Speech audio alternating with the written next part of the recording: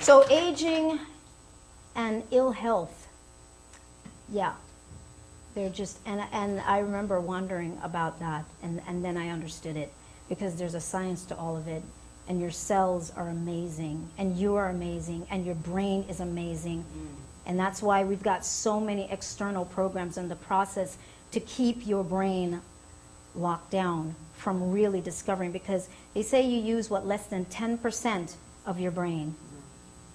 What if you use more? Then guess what?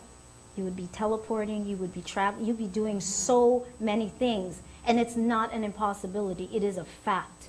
It is your right, because your body is a vehicle, it's a ship. It's a ship designed for this particular reality, because this reality, like all other realities, are designed based on specific formulas, and I always say the oxygen, the gaseous laws of this reality then. All of the components that make up this reality, your body had to be designed to fit into the components of that, of other laws that were going to govern this, this reality. I get all kinds of interesting things that happen sometimes when I'm talking, so I never know. Yeah, exactly. But so we have to remember that our bodies are vehicles. They're vehicles, and they're not activated. That's what's happened. They're not activated. So you're living off of programs.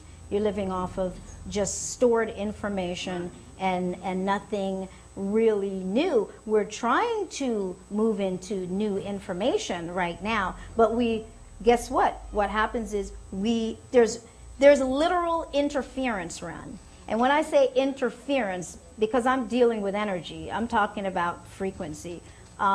Things that happen, your survival program, where you're trying to figure out how you're going to eat, how are you going to do all of those things. And when you start trying to discover more, you get distracted. Suddenly, you're distracted because a bill came in. Just some off-the-wall things come in, and it runs what I call literal interference. It's like a short circuit. And now you're focused on that, and then your mind is taken off of that. If you take your mind off of that and focus on the other, it's going to get taken care of. That's really the bottom line of it. And that's a tough lesson for all of us. It's very hard.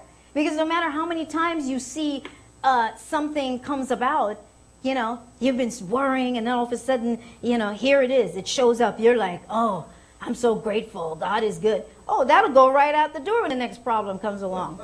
That goes right out the door. Because you forget all about that, because now you're not sure if you're going to have the same luck as you did the last time. And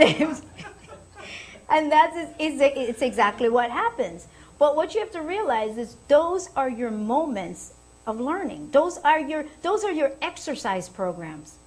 Those are your exercise programs, because how else are you going to do this stuff?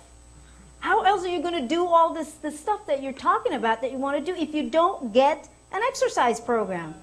So now you've got to be able to hold that, to just know. And it's that knowing. It's not believing. You've got to know, because it's that knowingness that brings it about. It's already going to come about, but you run interference with your doubt. Because your doubt, everything is measuring a vibration. Everything is measuring a frequency.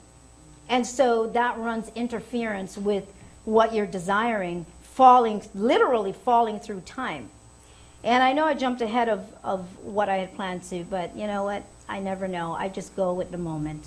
Because whatever is coming out of my mouth, I figured that's what I'm supposed to be saying right now. But